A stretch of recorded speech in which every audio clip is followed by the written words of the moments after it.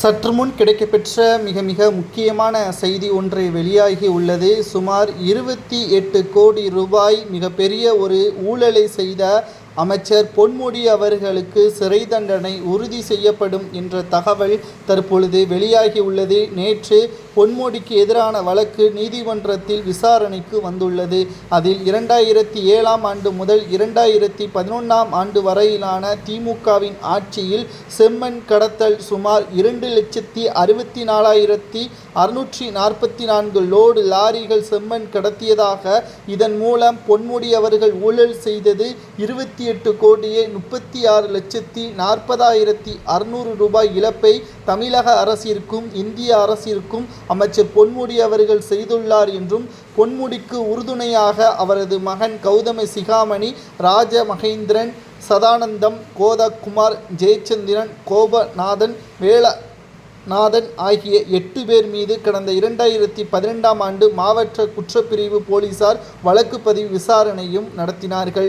சுமார் 51 சாட்சிகளும் இவர்களுக்கு எதிராக நீதிமன்றத்தில் சாட்சிகளை கொடுத்துள்ளனர்.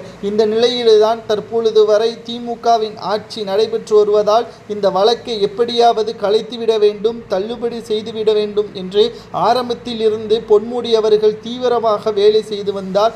ஆனால் எதுவுமே எடுபடவில்லை.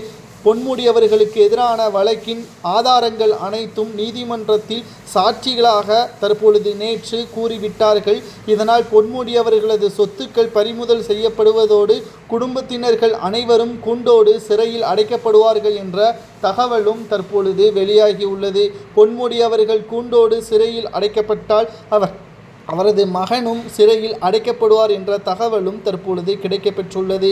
திமுகவினர்கள் திருடர்கள்தான், அயோக்கியர்கள்தான் என்பது நாம் அனைவருக்கும் நன்றாகவே தெரியும். ஆனால் 2007ஆம் ஆண்டிலேயே இவர்கள் ஊழல்வாதி என்று தெரிந்தும் மீண்டும் பொன்முடிக்கு பதவியை கொடுப்பதும் அவரை வெற்றியடைய வைப்பதும் மக்கள் செய்த மிகப்பெரிய தவறாகத்தான் நம்மால் பார்க்க முடிகிறது.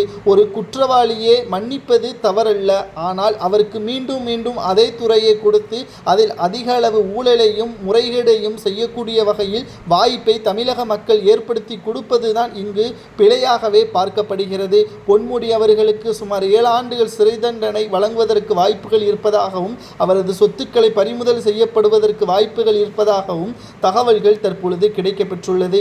இன்னும் சில மாதத்திற்குள் பொன்முடி அவர்களது விசாரணை இறுதி தீர்ப்பு வெளியிடப்படும் என்று நீதிபதி தெரிவித்திருக்கிறார்கள். அப்படி வழங்க வேண்டும் என்றால் எத்தனை ஆண்டுகள் சிறை தண்டனை கொடுக்கலாம்? மீண்டும் பொன்முடி தேர்தலில் போட்டியிட்டால் வெற்றி வாய்ப்பு கிடைக்குமா என்பதையும்